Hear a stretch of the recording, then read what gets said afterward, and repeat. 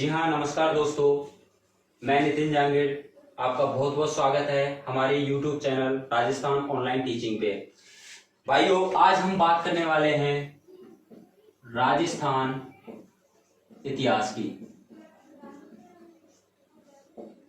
राजस्थान इतिहास की भाइयों वो बेसिक बातें करेंगे जो अमूमन एग्जाम्स में पूछी जाती हैं। तो सबसे पहले बात कर लेते हैं हम सभ्यताओं की।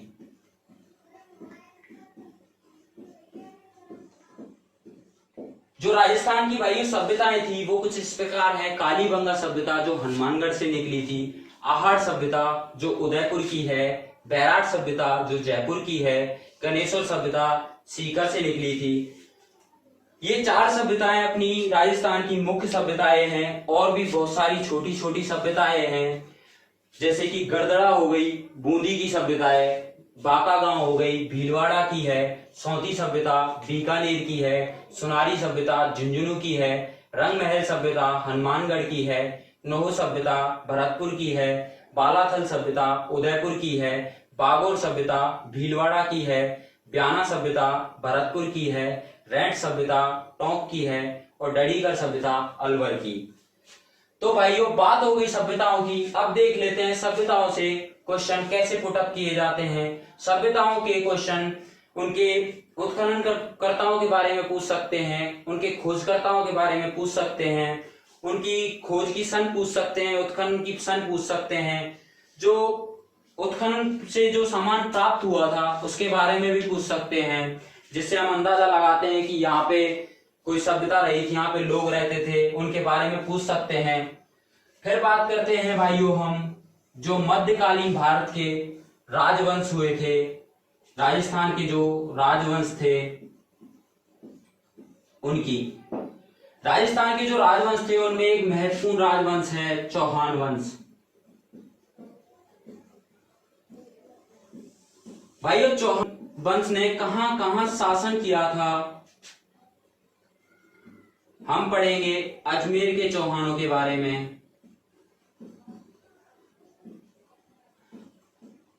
रणथंभौर के चौहानों के बारे में,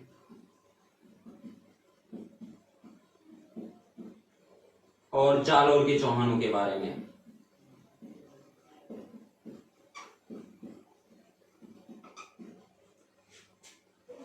भाइयों, बात हो गई चौहानों की। अब बात करते हैं जो राजस्थान का गौरवशाली इतिहास रहा था, जिसके बगैर राजस्थान का इतिहास अधूरा है और राजस्थान के इतिहास में अपनी एक अलग भूमिका लिए हुए है।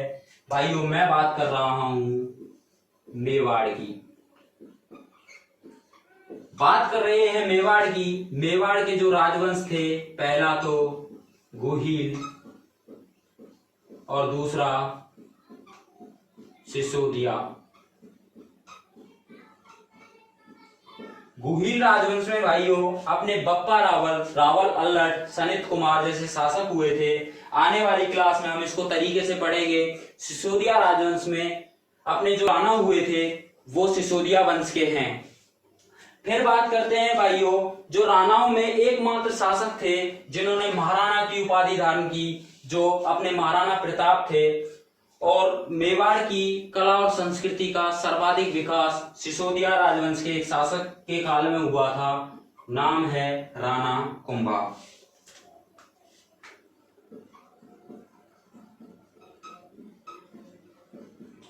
राणा कुंभा के शासनकाल में मेवाड़ में कला और संस्कृति का सर्वाधिक विकास हुआ था भाइयों। अब बात करते हैं हम मारवाड़ की।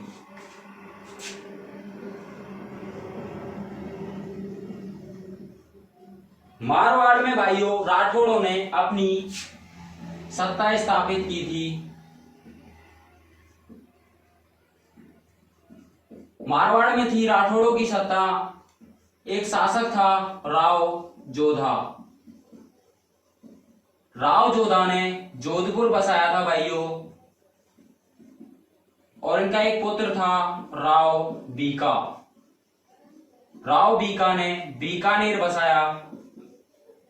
बीकानेर में राव बीका ने राठौड़ों की एक स्वतंत्र सत्ता को जन्म दिया।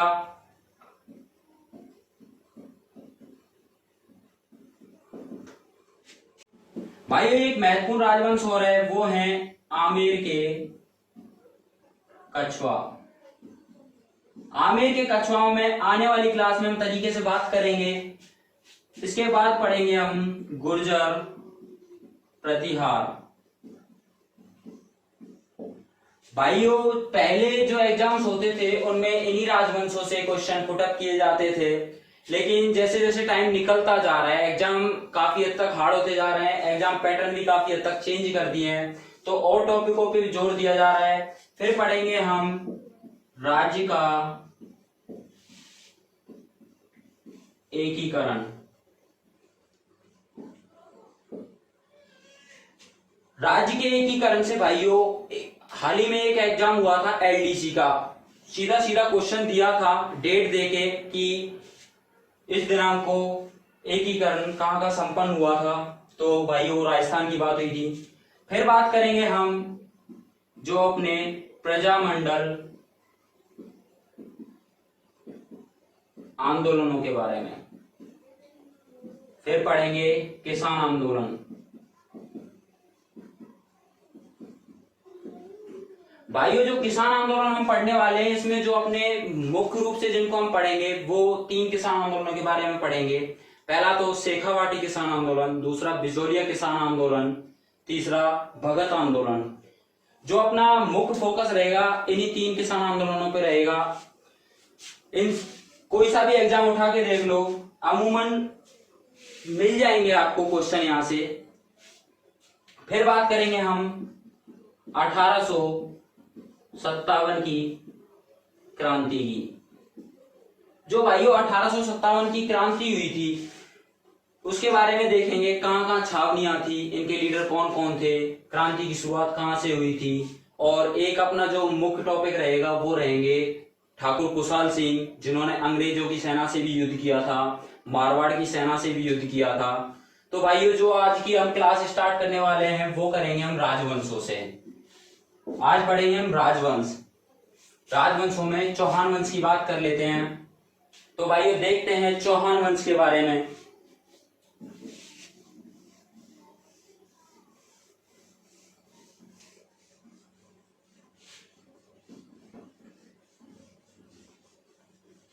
भाइयों बात कर लेते हैं चौहान वंश की। बहुत सारे इतिहासकार हुए थे जिन्होंने हमें इतिहास के बारे में बताया, बहुत सारी किताबें लिखी जिनसे पता चलता है इतिहास के बारे में हमें। चौहानों की उत्पत्ति को लेकर इतिहासकारों ने अपने अलग अलग मत दिए थे। तो हम सबसे पहले बात कर लेते हैं चंद्रबरदाई की। चंद्रबरदाई भाइयों पृथ्वीराज चौहान तृतीय के दरबारी कवि थे। इन्होंने पृथ्वीराज के लिए एक ग्रंथ लिखा था, पृथ्वीराज रासो। उसमें चौहानों की उत्पत्ति को लेकर एक बात कही थी इन्होंने, वो थी कि आबू पर्वत पर ऋषि वशिष्ठ ने एक यज्ञ किया था। उस अग्निकुंड से, यज्ञ के अग्निकुंड से 4 योद्धा निकले थे। पहला तो प्रतिहार, दूसरा परमार, तीसरा चालुक्य, चौथा चौहान। भाइयों जो ये क्रम है इसको एक एग्जाम हुआ था उसमें पूछ लिया गया था, तो आप इसको थोड़ा क्रम से याद कीजिएगा या फिर ऐसे भी याद कर लेना, PPCC, प्रतिहार, परमार, चालुक्य और चौहान। फिर बात करते हैं दूसरे इतिहासकार की जो थे जयानक। भाइयों जयानक ने चौहानों को सूर्य से उत्पन्न हुआ बताया और चौहानों को कह दिया जयानक ने सूर्यवंशी।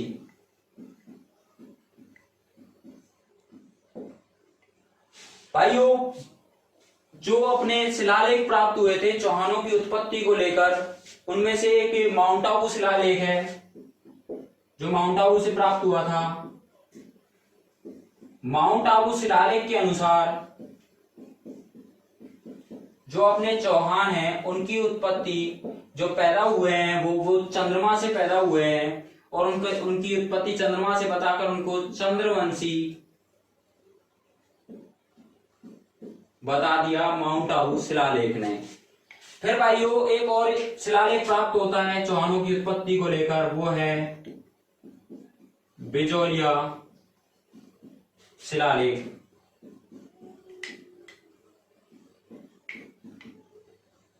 बिजोलिया शिलालेख चौहानों की उत्पत्ति को लेकर कहता है कि जो चौहान हैं वो वत्स गोत्र के ब्राह्मणों से पैदा हुए हैं।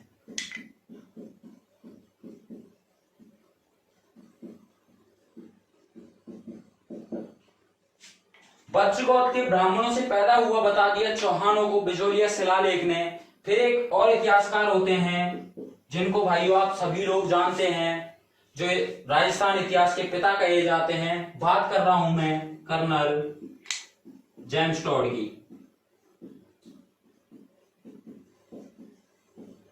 कर्नल जेम्स टॉड ने चौहानों की उत्पत्ति को लेकर चौहानों को एशिया का मूल निवासी ना बताते हुए उन्होंने कहा जो चौहान है वो एशिया के मूल निवासी नहीं है और वो विदेशी जाति से उत्पन्न हुए हैं। चौहानों को इन्होंने विदेशियों की संतान बता दिया और उन विदेशियों में इन्होंने दो जातियों का जिक्र किया, शक, दूसरी है सिमीनियन। इसके बाद एक और इतिहासकार हैं, नाम है ए कनिंघम। भाइयों ए कनिंघम कहते हैं जो चौहान हैं उनका संबंध हून जाति से है। हूनों से संबंधित बताया चौहानों को ए कनिंघम ने। फिर बात करते हैं बी ए स्मिथ की। जो अपने बी ए स्मिथ हैं ये संबंधित बताते हैं चौहानों को कुषाण जाति से। कहते हैं चौहान उत्पन्न हुए हैं, कुषाण जाति से उत्पन्न हुए हैं चौहान। फिर भाइयों बात करते हैं हम, दो इतिहासकार हुए थे, उन्होंने अपना सम्मिलित मत दिया था। नाम है डॉक्टर भंडारकर और डॉक्टर दशरथ शर्मा। इन्होंने भाइयों सम्मिलित मत दिया था कि चौहान है वो ब्राह्मणों की संतान है। एक और इतिहासकार हैं, नाम है पंडित रामकरण आसोपा। भाइयों जो पंडित रामकरण आसोपा हैं इन्होंने चौहान वंश की उत्पत्ति को लेकर एक अपना अलग ही मत दिया था। इन्होंने कहा था जो सांवर झील है उसके जो आसपास का क्षेत्र है वो चाहमान कहलाया था। जैसे अपन किसी क्षेत्र को पर्टिकुलर नाम नहीं देते हैं, जैसे कि ढूंढाड़ क्षेत्र हो गया, शेखावाटी क्षेत्र हो गया, जैसे इन्होंने वैसे ही जो सांवर झील के आसपास का क्षेत्र था उसको चाहमान कहा और जो लोग वहां निवास करते थे उनको चौहान कह दिया। भाइयों बात हो गई चौहान वंश की उत्पत्ति को लेकर, इतिहासकारों के मतों को लेकर उन्होंने क्या क्या कहा था चौहान वंश की उत्पत्ति के बारे में। अब बात कर लेते हैं जो चौहान वंश के मूल पुरुष, संस्थापक या फिर आदि पुरुष कह सकते हैं उनको, जिन्होंने चौहान वंश की नींव रखी। भाई एक व्यक्ति थे, नाम था वसुदेव चौहान। बात है 551 ईस्वी की।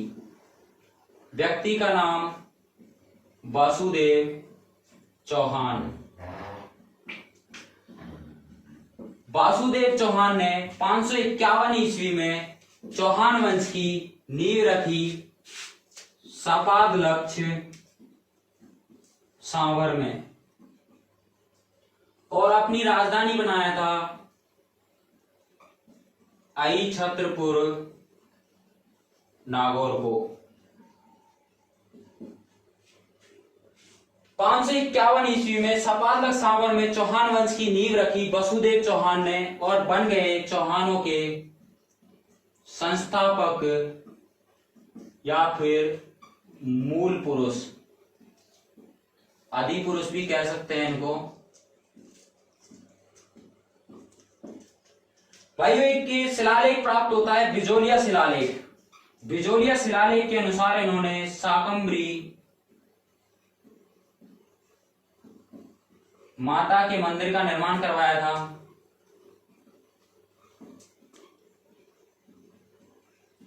जो कुल देवी है चौहान वंश की। भाई ये क्वेश्चन यही लिख लीजिए, वो यही ऐड कर लीजिए उसको।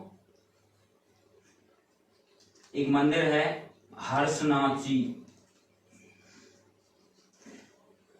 सीकर,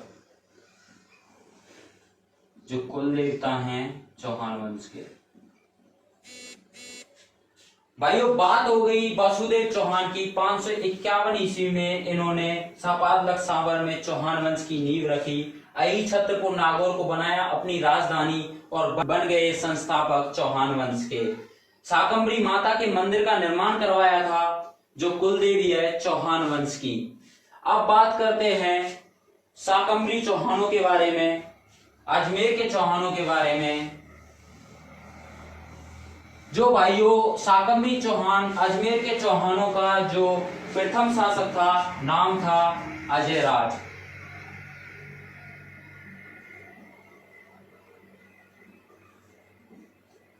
शाकंभरी चौहान या फिर अजमेर के चौहान। जो पहला शासक हुआ था नाम था अजयराज।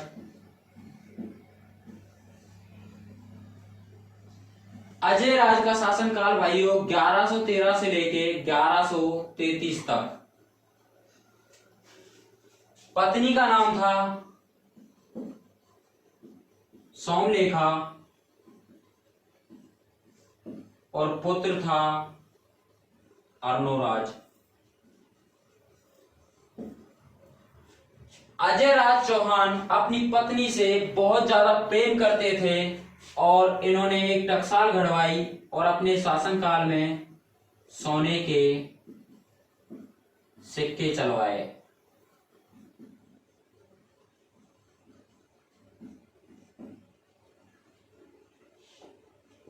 जिन पे एक तरफ अपनी पत्नी का नाम और दूसरी तरफ अपना नाम अंकित करवाया था। भाइयों बात है 1113 ईस्वी की।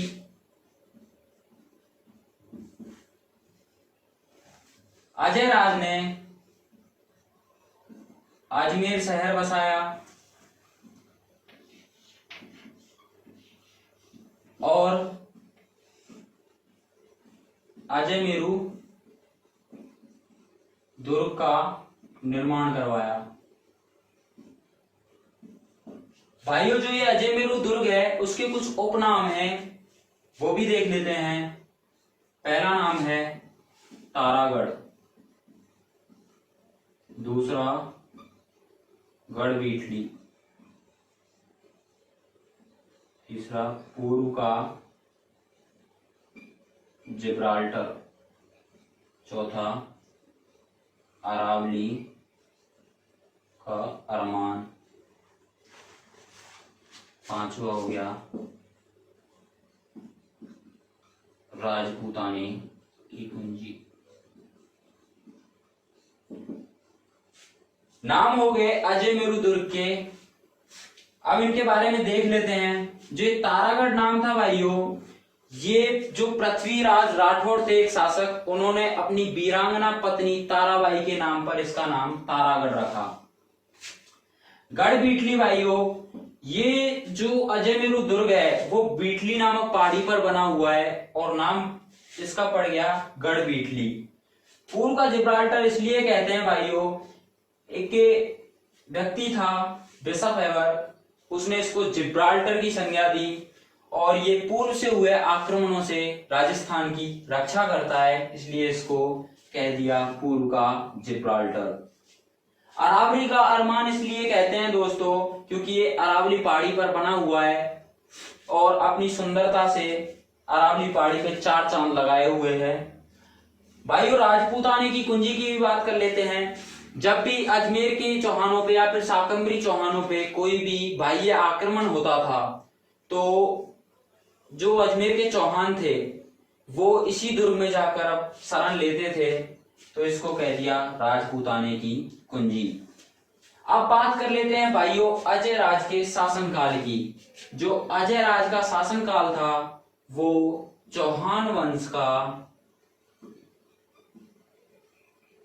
निर्माण काल कहलाया था।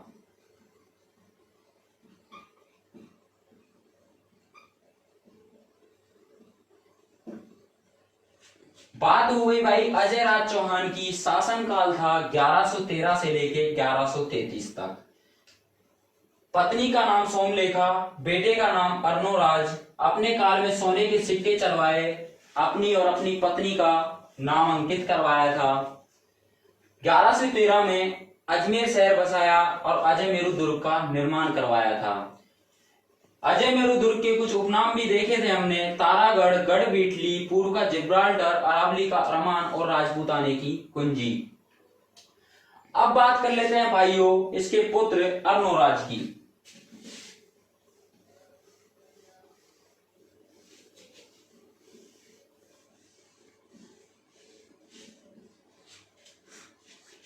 बात कर लेते हैं भाइयों अर्नोराज आनाजी की। इनको आनाजी के नाम से भी जानते थे। नाम है अर्नोराज। शासनकाल था 1133 से लेके 1155। भाइयों अर्नोराज के बारे में थोड़ा सा हम आज देख लेते हैं। क्लास तो इसकी प्रॉपर हम अगले दिन करेंगे, अगली क्लास में इसकी चर्चा होगी। तो आज थोड़ी सी अर्नोराज की छोटी सी चर्चा कर लेते हैं कि अर्नोराज ने अपने काल में आना सागर झील का निर्माण करवाया था। पुष्कर में अधिवारे मंदिर का निर्माण करवाया था जिसको जहांगीर के द्वारा तोड़ दिया गया। और समर सिंह था एक उस मंदिर का जिसने पुनः निर्माण करवाया था, वो भाई था राणा प्रताप का। और जो पुष्कर में एक मेला बढ़ता है जो राजस्थान का सबसे रंगीन मेला माना जाता है, वो कार्तिक पूर्णमासी को बढ़ता है भाइयों। फिर हम बात करेंगे जो आनाजी हैं अपने उनके पुत्रों के बारे में। आनाजी के 4 पुत्र थे भाइयों। पहला जगदेव, दूसरा बीसलदेव, तीसरा अपराग्य और चौथा सोमेश्वर। जगदेव ने अपने पिता की हत्या की और चौहानों का पितरंता कहलाया। फिर जगदेव को मारकर बीसलदेव ने शासन अपने अधिकार में लिया। फिर जैसे कि ये क्रम वाइज राजा बनते हैं, फिर बनता है अपराग्य, फिर जगदेव का पुत्र पृथ्वीराज सेकंड, फिर सोमेश्वर और फिर पृथ्वीराज थर्ड। ये सब हम आने वाली क्लास में बात करेंगे। और भाइयों अब लॉकडाउन का माहौल चल रहा है। लॉकडाउन के माहौल के चलते जो तैयारी करने वाले स्टूडेंट हैं उनके पास कोई और ऑप्शन नहीं है। कोचिंग संस्थाएं ऑफ हैं फिलहाल में, तो उनके पास एक ऑप्शन बचा है कि जो ऑनलाइन स्टडी का है। ऑनलाइन स्टडी के माध्यम से वो पढ़ सकते हैं और उनके लिए एक हमारा छोटा सा प्रयास है भाइयों। तो हमें सपोर्ट करिए, हमारे चैनल को लाइक कीजिए, सब्सक्राइब कीजिए और शेयर कीजिए। साथ में बेल आइकन जरूर दबाइए ताकि हमारी जो अगली वीडियो आए जिसका नोटिफिकेशन आपको मिल जाए। तो भाइयों आज की क्लास हम यहीं समाप्त करते हैं।